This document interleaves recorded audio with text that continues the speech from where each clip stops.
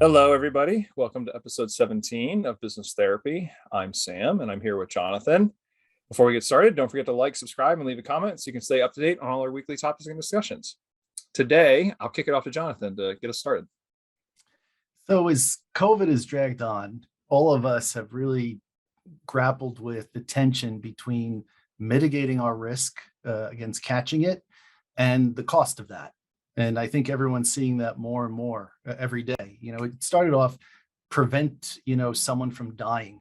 What could be more important than that? And I think as it's gone on, everyone's seeing that even when you mitigate against risk, there's always a cost associated with that.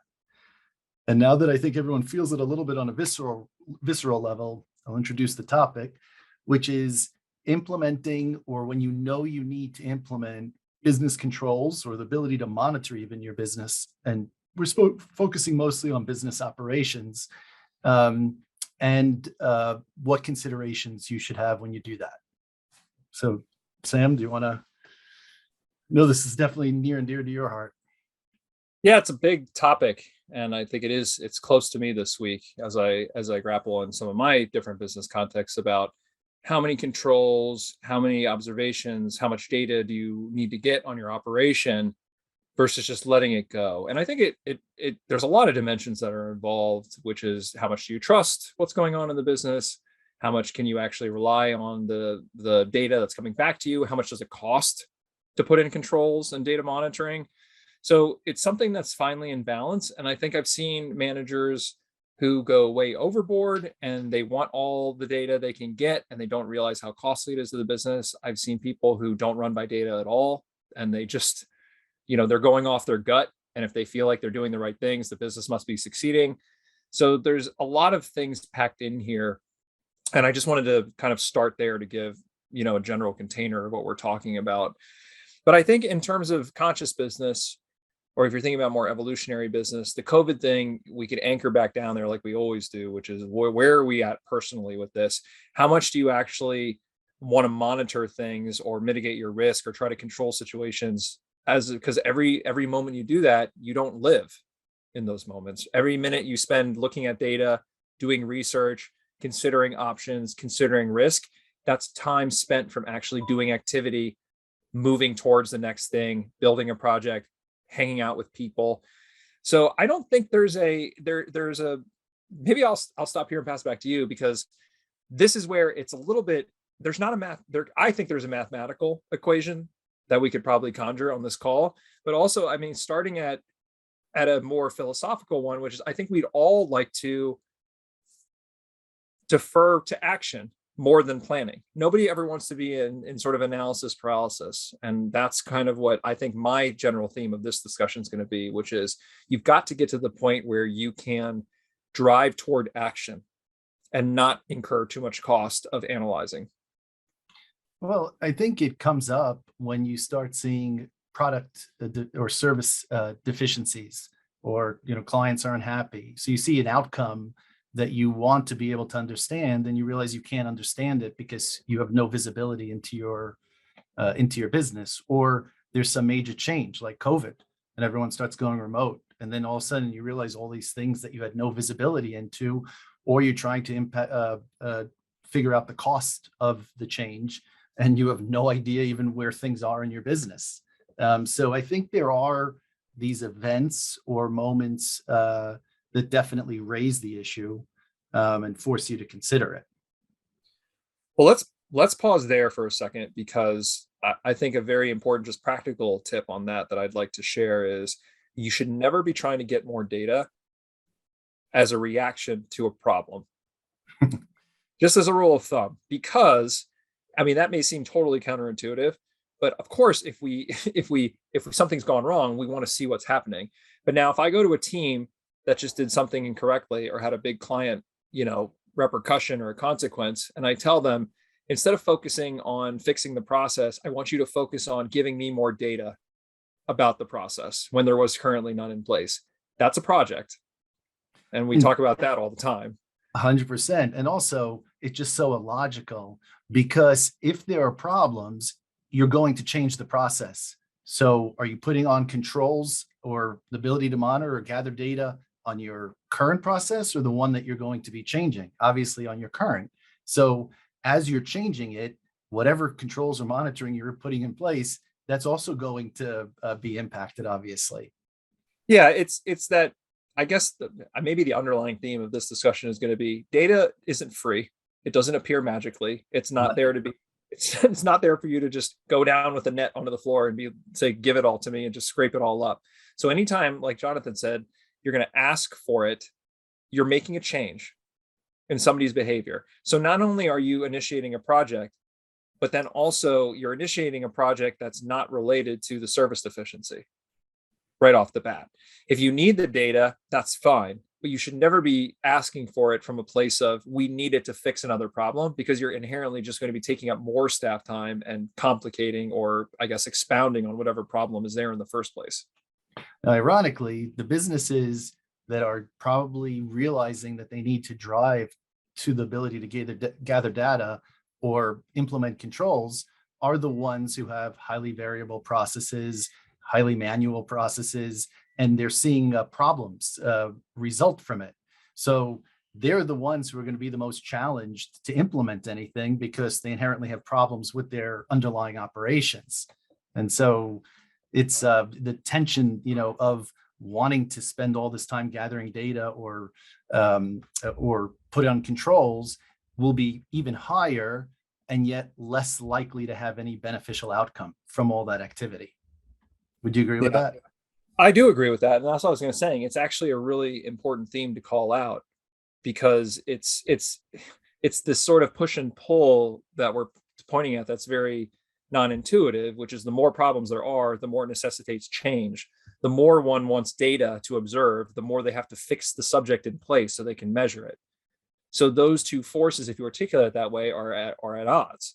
Really, the only time you should be looking for better data monitoring controls is when you have a working, stable process, because that's a context in which you can actually extract good data that's actually usable and actually can inform you. If you're in a process that's not working, highly variable, sporadic, it needs to be changed, why would you want to measure it except to kind of inform changes? But that should be very temporary and very cursory, because it's going to be changing, or it should be changing very quickly.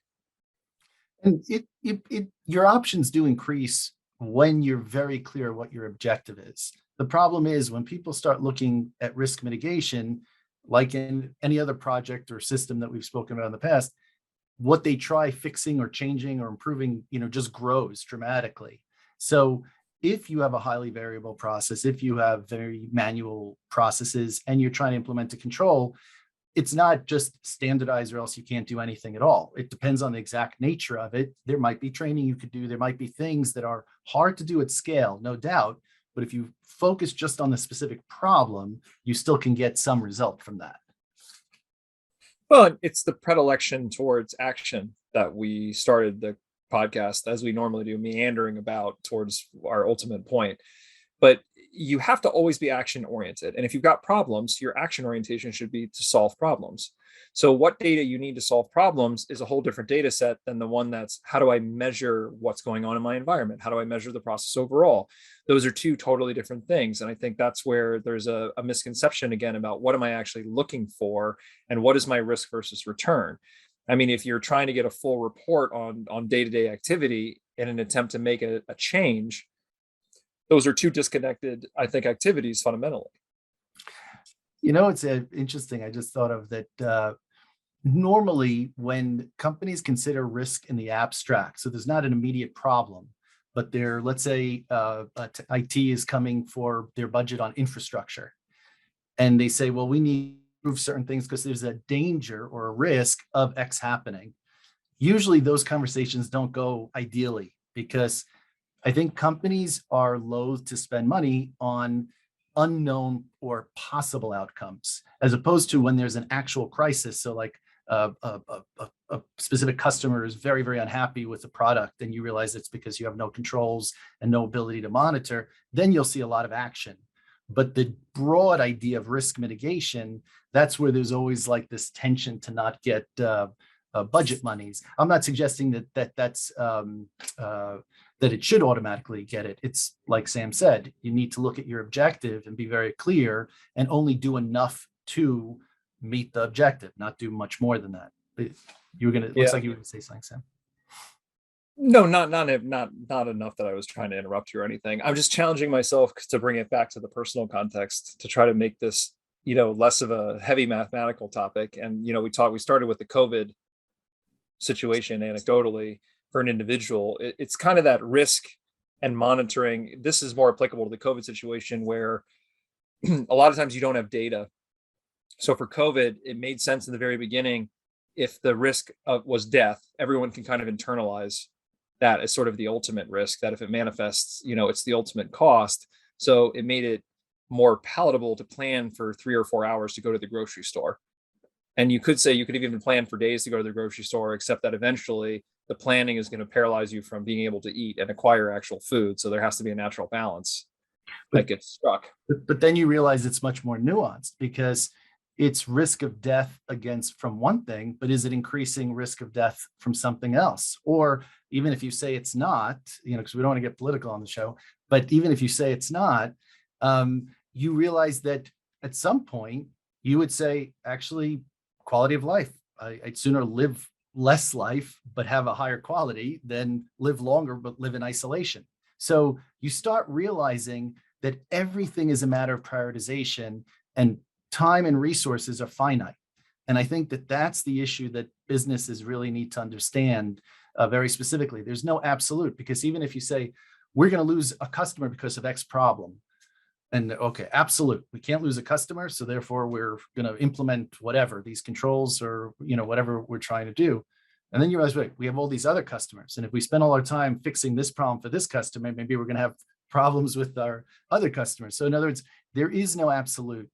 And you really need to be able to, when working in this area, you need to be able to see the entire context at the same time and reconcile your objectives in implementing controls with the whole host of your portfolio and everything else you're trying to do.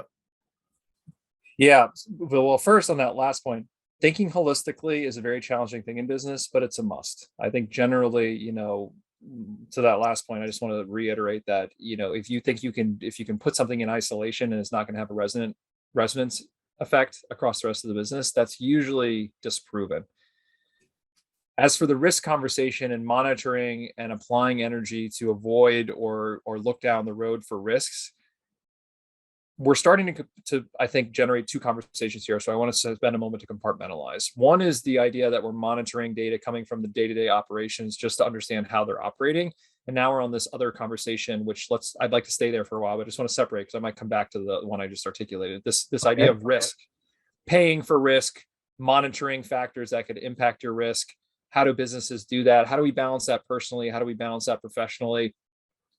Because I think it's a big problem, and people, this is what you were just talking about, Jonathan. I think people think about risk, but they don't really mathematically understand it a lot of the time because there's a lot of manifests.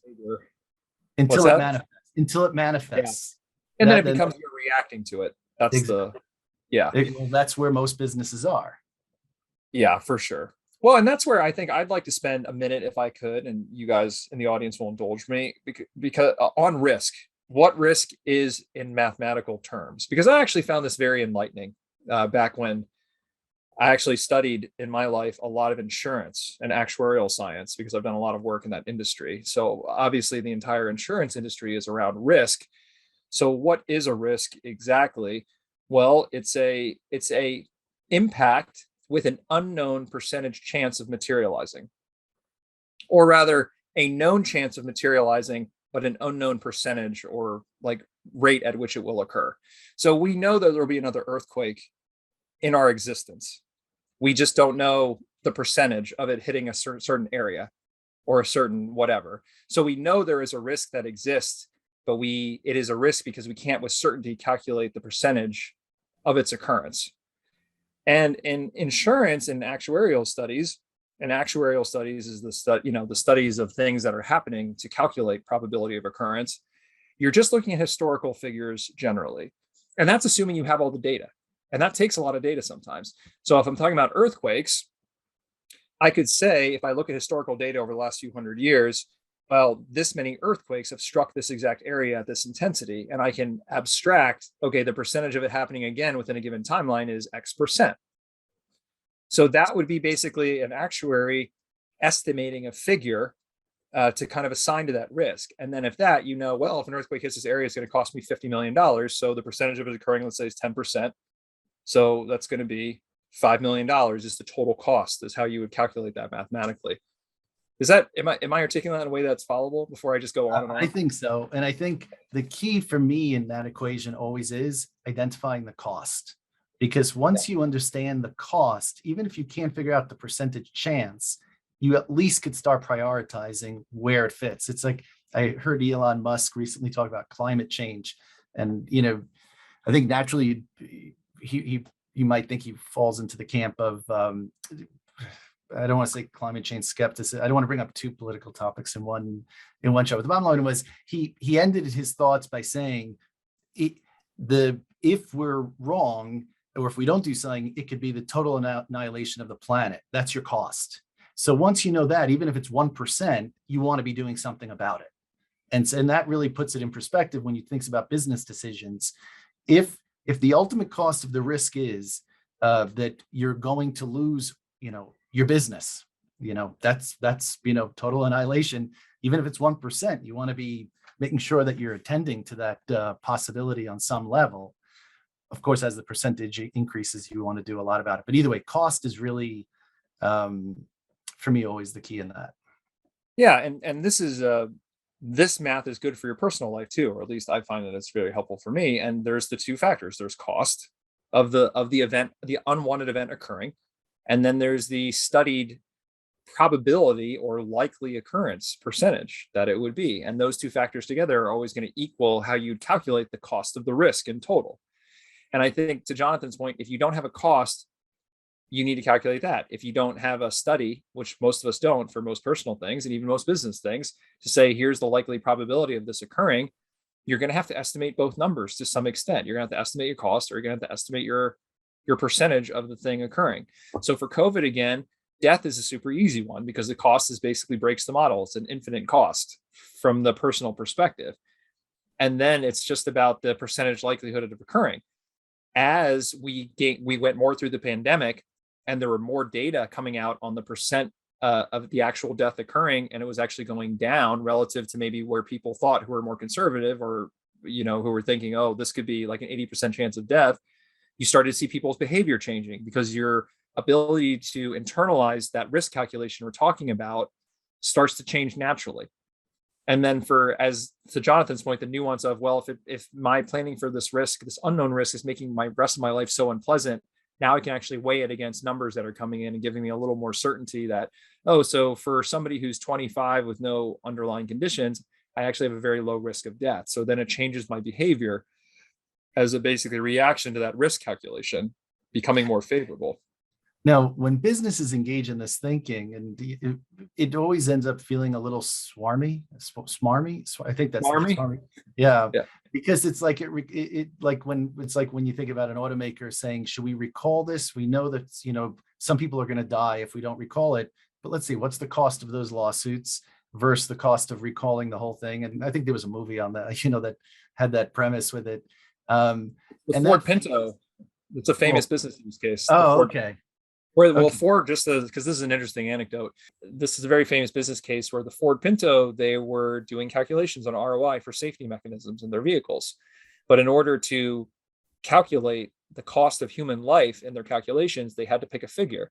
So they basically looked at sort of GDP and base economic measures and said the average person's life was worth about $265,000. And this was, I think, somewhere around in the 60s. So if you use $265,000 as the economic surplus or the value of a particular human life, they use that in a safety mechanism equation. And it's the logic that actually let them release the Ford Pinto with known safety problems, and a percentage of those vehicles, when they were hit the wrong way in fender benders, the gasoline tank or whatever it was would catch into flame, and most likely the people inside would die. And Ford released that vehicle with that knowledge because their engineers had made those calculations, and they said this is the best thing for the market and for our ability to give a car at a competitive rate. So obviously that didn't turn out well for them, and they were basically hung at court when somebody caught them making those calculations.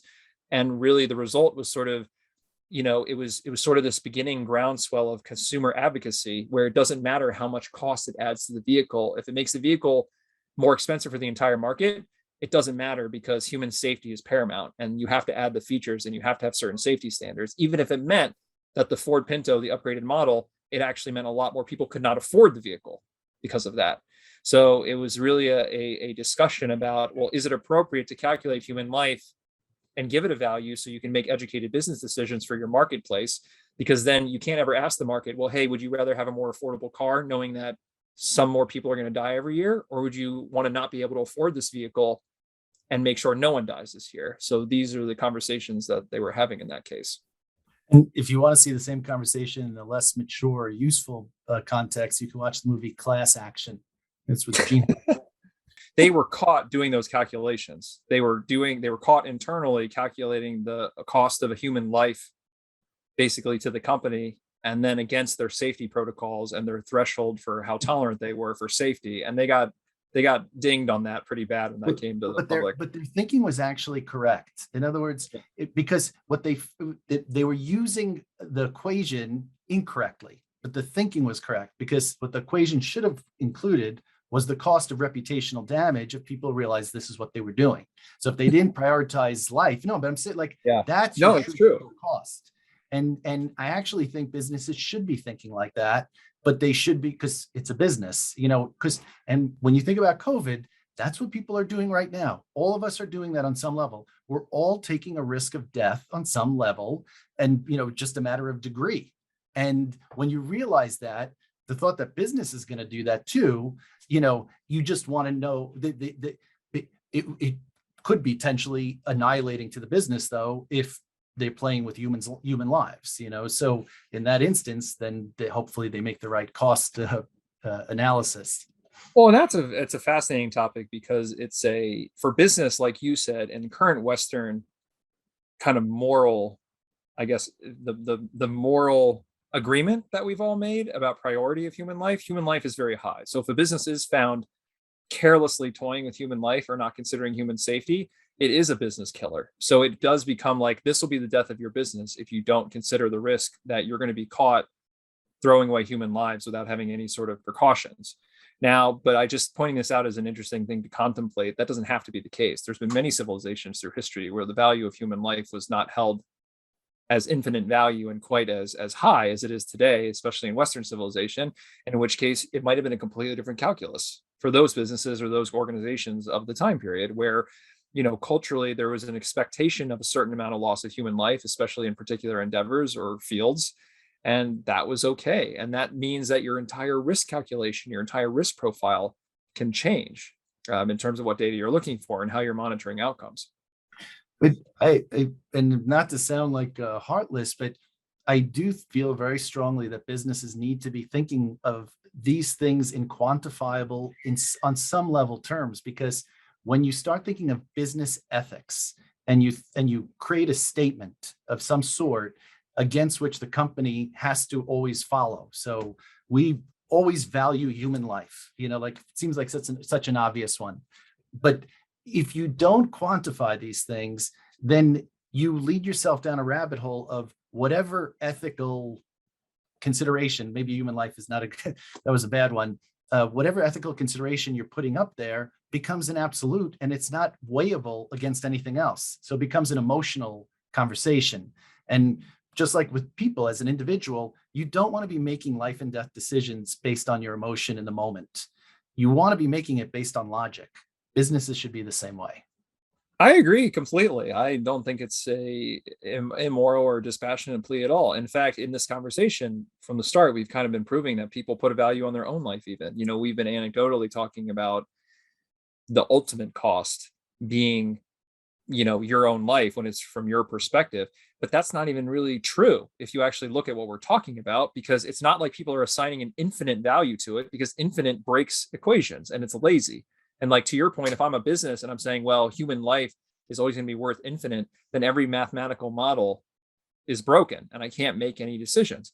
Even the us as individuals, we don't think about it this way, but we have to be assigning some very high cost to the danger to our own life. And that's usually weighed against what Jonathan was talking about earlier, which is the ability to live your life and enjoy other things, right? Because if it was infinite, I would never leave the house. I would live in a bubble. Like if everything in my life, if the most highest priority was just staying alive and surviving and my own survival, then I wouldn't be, a lot of the decisions are not there. We weigh it relatively against the enjoyment we get out of other experiences, which means that it has to have a value that is a relative value.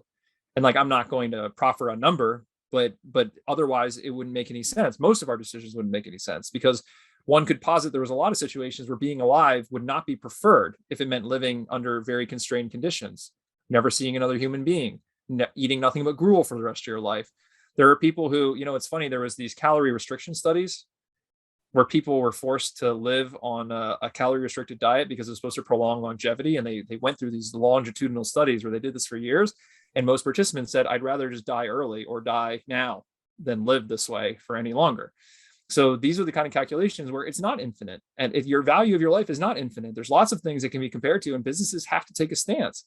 And I don't think that should be considered immoral. I think it's completely reasonable. And how are you supposed to be a viable business if you can't at least have some conversation about this dimension? And you need, and points to another thing, the calorie example you just gave, especially when businesses are considering risk because there's an actual something that actually happened. You don't want to be making major decisions when you're feeling the specific pain of a particular risk, or you can make the major decision, but you need to be able to rise above this particular moment. So the person who's saying, I don't want to live another day if I have to calorie restrict, give them some time to make that decision, wait till they can rise above this just a little bit to see all the other dimensions of life, so same thing with, when a company is feeling the pain. But to the extent it seems like this conversation straying from the original topic, which, on some level it might be, but it really isn't, because I think that this understanding of risk, cost, and being able to see the big picture at the same time is at the heart of operational controls and the changes you should make. Because when we haven't gotten to this point, by investing that time, you're also missing other opportunities. And it always reveals itself, because the second a company tries going in to look at a process to be able to put some ability to monitor on it, first thing they try doing is improving. And that's the opportunity. The opportunity is I could be spending the resources to standardizing the process and improving it. And then it's easier to put on controls, as an example. So everything has a cost. Everything is about choices. I don't know. Agreed. And that's where the equation, and like you said, it all comes back to, well, how should we actually invest in getting data or controlling this, or how should we treat it and not be reactionary? If you've got a risk, you have to attempt to estimate a cost, and you have to attempt to estimate a percent chance that it's going to occur. And that could be completely out of nowhere, but just do it and move on. It's not one of those things you have to just say, oh, I've identified this risk and like nobody knows anything about it, so we're just going to ignore it until it occurs. Like, that's the thing. You've got to just plug it. Like in most things, if you don't have the data, it is very timely and costly to get the data. So that's where the conversation started. Don't always assume, oh, well, we need the data to make the decision, because you could cost more than the risk is worth in just the risk scenario by trying to acquire the data to make a decision on it. So just estimate it. Sometimes it's okay to use your gut, personally and in business. And then you make the decision, you make the call. I think what you said though before is really the hardest part, to be able to see the entire picture at the same time when making these decisions, because it's the inability to do that, or because maybe it's too complex for most companies, allows them to have a meeting on risk and identifying the risk, and then the next meeting with the same group of people, it loses continuity on that discussion, and then they forget about it. Like, I've seen this happen all the time. And you're like, wait, weren't we just talking about this big risk or something? And then everyone's just moving on to the next thing. It's because it's just either people just want to ignore it, or they invest way too much energy into it. And being able to be conscious about the decisions you're making, that's really hard for business. Well, I think that speaks to what you said, which is people don't take that one extra step to actually look at the cost of the outcome that they're talking about. If you actually just said, okay, that's a risk, and we didn't just write it down and then we just bring it up every meeting, if we actually said, okay, well, what's going to happen if the risk materializes and the negative outcome occurs, and you were just forced to list a few factors and assign sort of a cost like in dollars to them, then I guarantee you'd have better retention meeting to meeting, between 100%. executives. I mean, it's one thing is because when you hear risk, and let's say you hear a risk like, oh, well, there's going to be a small asteroid shower near the office and it could happen in the next 5 years. That could mean 1,000 different things to everyone in a room of 10 people if they hear that. Well, that could be nothing. That could be a lot of things. That could be very troubling, or it literally could be it's going to burn up and it will be nothing. You don't know unless you actually go through the bother of following at least through the conversation. You don't even need numbers to do that. This is what I'm always harping on when we're talking about project planning. You just got to sit and take a breath and just finish the conversation. It's easy to identify a risk. It's easy to identify a solution. It's not as easy to identify the so what, the who cares, like what is the actual outcome or the impact. I also realized I do have a calculation for the percentage chance of it occurring, even without knowing the topic. But I think I do it subconsciously. It's how long has the operation been going on where the risk was possible? Because if this process has been going on for 20 years and we're seeing a risk right now, obviously your percentage is going down. People do that subconsciously, and think about it. Like we've gotten here this long without, with our head in the sand, why not go a little longer? Now, I'm never recommending just ignoring it and, or we're not, at all. My bias, and we haven't gotten to this point in the conversation yet, is always, if it's highly variable processes, highly manual, if you really have low visibility, trying to implement controls or be able to gather data to monitor that is really costly and hard. And you probably, especially at scale, much better served to standardize, improve to a point, and then layer the rest of what you want to do on top of that, gathering data, putting in controls, monitoring. So that's my strong bias. Agreed. Well, and that's where if we get anything out of this podcast, it should be, again, to be action oriented. And if a risk is brought up, or even like we were saying, an operating problem is brought up, the time to act on it is right then and there. And if the answer is we can't because we don't have the data, that's where Jonathan's last comment on it's not possible then. Oh, well, I'm sorry, we don't have the data. We don't have it. We've got to make a decision now anyway. That's the part of the conversation where people get derailed. Because if you think you're going to pay to get the data, kick the decision down the road, and then make it once you've gotten all this data, it doesn't ever work out that way. Most of the time, the data acquisition goes belly up, and then the risk is just sat there, or the decision that's being deferred never gets made properly anyway. And then you just have $0 and zero time plan for whatever you were thinking about, and a negative cost from trying to get the data to make the decision. That's how it usually goes 99% of the time in practice. So what does that mean? It means acting now. And acting now is kind of one of our biggest mantras to have a productive life, which is if I don't know the risk percentage, I don't know the cost, I don't know the solution, let's guess at it and put a number on and then act on it and move on. If you're off, you're off. Maybe you plan for $100,000 in cost and it ends up costing you $1 million. Well, I guarantee, like the thing I just described, you're going to have plan zero for it if you wait to get the data to make the accurate decision. So you need to go forward and learn. But I'll just I'll contrast that with, in many prior podcasts, we've always said we hate the phrase bias toward action.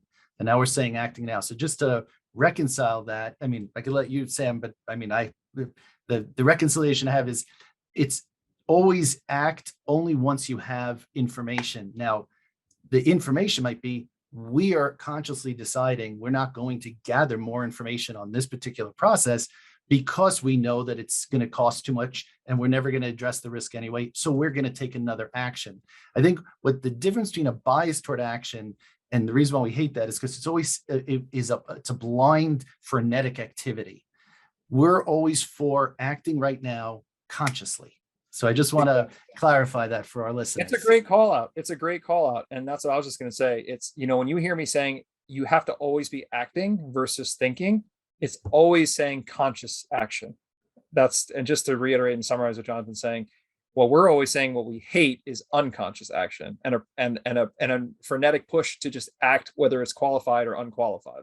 And if you don't have a conscious action, our bias is to do nothing, because the likelihood of any action you take, when it's not really conscious or informed, is likely to be waste. That's the 70% project, 70% transformation blah, blah, blah. Like that's what we're trying to avoid here. You don't have a conscious action, you leave, do nothing leaves you space for consciousness to come into your action, into your thinking, and then inform your action.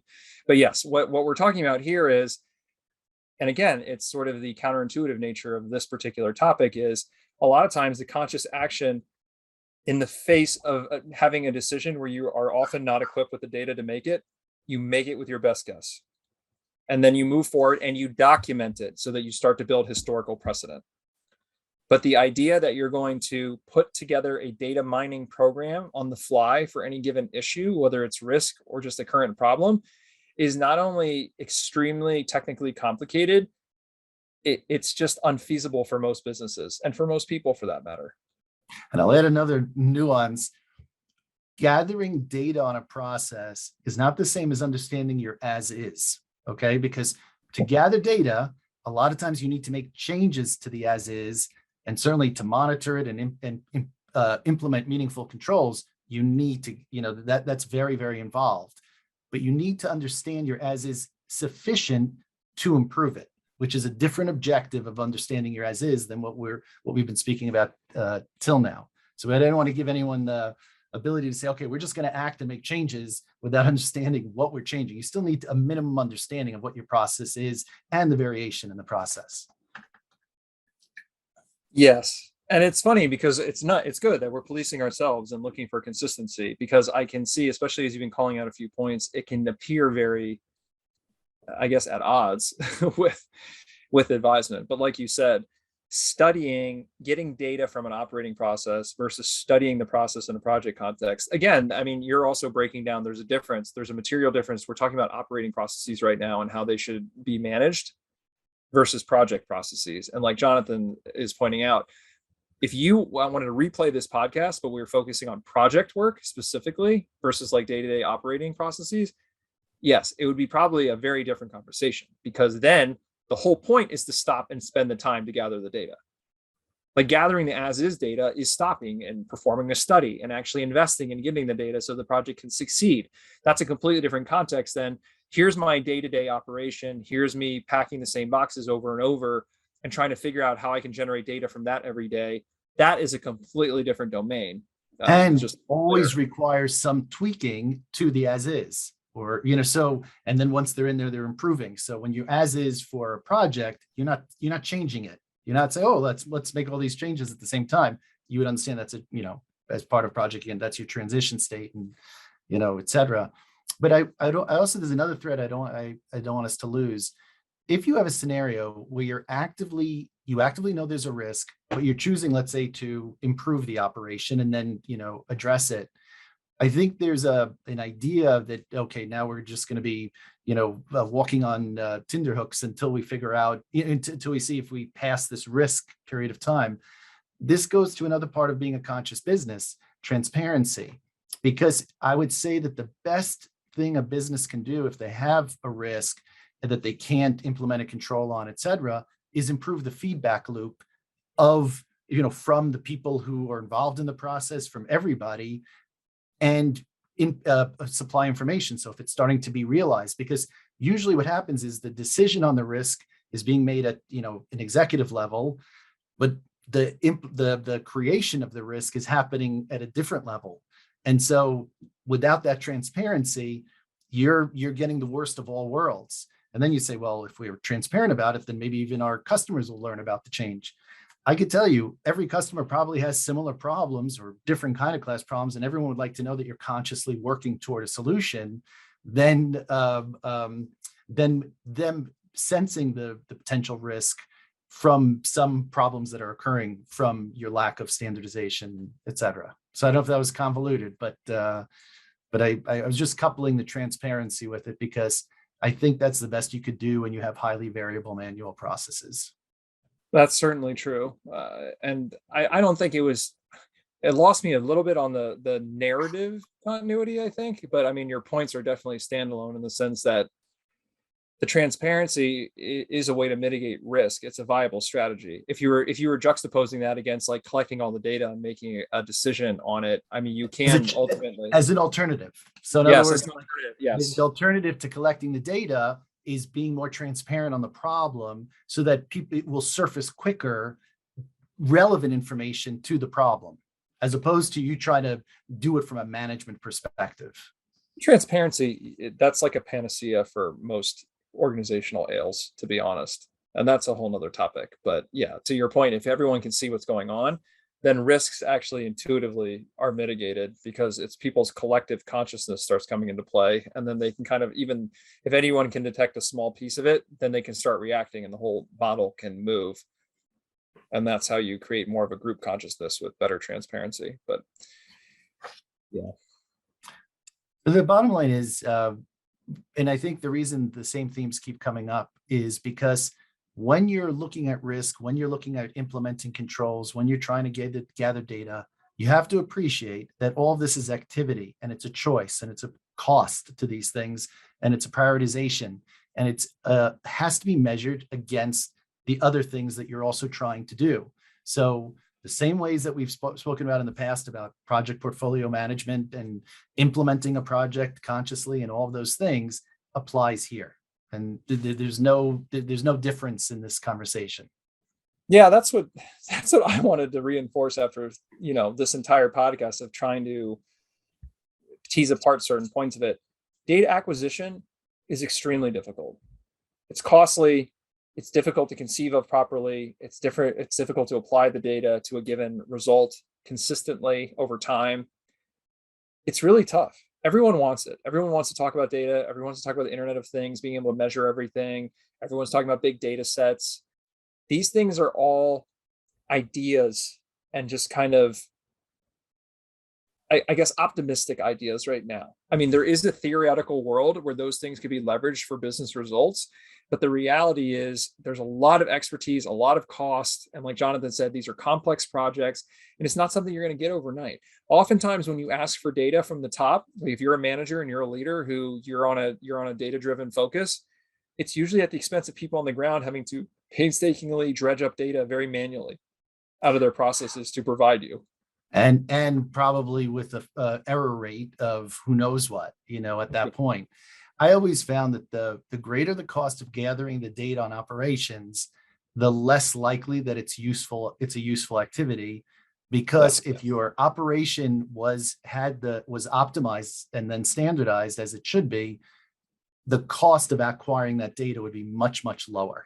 So that's the real critical part. Sorry, go ahead. I didn't mean to cut you off. Go. Say. The critical part is that's a great flyby rule. So if we could encapsulate some practical takeaway from this conversation, it's if it seems hard to get the data, you're getting the wrong data. And you may think, oh, well, how is that possible? Well, in a system that's actually configured correctly, in simply using the system the right way, quality data should be generated. If you do not have that situation, then you've got to be really careful about asking people to generate data for you. Because like Jonathan said, the accuracy, the quality, the metrics in which that data could actually be useful is probably compromised the second that it takes elbow grease and muscle to produce it. I mean, it's already compromised. And I think it's also the reason that if you look at most operations management job descriptions or efforts to install operations management, one of the first description is optimization, process optimization capability. And I think that's always interesting to me because it implies immediately change the operation, or that's what most people realize they need to do. I would look at it a little bit differently, and I would say optimize, and then the skill set that of controlling. There's definitely optimization skill set. Don't get me wrong at all. But if the primary skill set is optimization, as opposed to data analytics and how to measure your operation, and I know I'm making a fine distinction between the two, but you just mentally want to be thinking as operations is not changing constantly, and optimization is change. So that's a better, more succinct way of saying what I was trying to say, is that when you're thinking of operations, you're not thinking of constant improvement. You're thinking of continuous improvement, which is different than major change, so. Yeah, well, let me actually bring a story to kind of add color to, I think, to what you just said, which is out of the last probably 100% of the Fortune 500 clients I've worked with in the last few years, they've got a data analytics department and they've hired them. They've hired data analytics people, data scientists, And these people have nothing to work with, zero. They have no data. They spend their entire job. It doesn't matter the industry, doesn't matter the company. Companies big enough to hire data analysts and data scientists, they're sitting there just working with garbage day in and day out and pretending to make something out of it. It's just like their full-time job becomes putting lipsticks on pigs. And I think that speaks very much to the situation on the ground that Jonathan's talking about, which is if you're not going to hire a data scientist to produce good data for you or to give you results when your operation is not stable and you don't have any measurement maturity. It's not how the game works. That's the major thing first. If you want to optimize anything with data, you first got to have the capability to understand how to measure something. To give like an example of how measuring a process might work, let's say you're measuring somebody who's running. Have you ever seen an athlete who's being measured on a treadmill and they put sensors on their fingers? They put sensors to monitor their heart. They fit all these sensors on them. And this is to measure their fitness. And then they get them on the treadmill and they run. Somebody had to pick all those points of data to measure and the tools and the correct configuration of those tools to do it. Now, if I told that same athlete to start crab walking and I used the same measurements I just set up and the same tools and the same things, and then to measure their fitness level, the data produced is going to be totally different. That's the art of getting the right measurements in place and the right capability in place in your operations. If your operations are constantly going from walk, run, or they're constantly changing, or you don't have the right tools and monitoring, you're not going to have any data to look at. You're not going to have any data to analyze. You're not going to be able to interpret any results. One has to come before the other. And one last point, if you are setting up the monitoring, you can have a business that's extremely stable in your operations and invest really heavily in setting up the monitoring. Or if you're more in the service world and the digital world we are now, and Jonathan's talking about this, and your operations is constantly changing, then you've got to get a capability that constantly updates your measuring capability, or don't even bother. And that's also very difficult.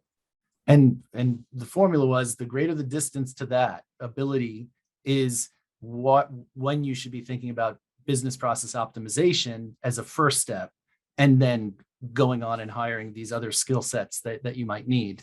But you really probably need to make some fundamental changes to make this scalable.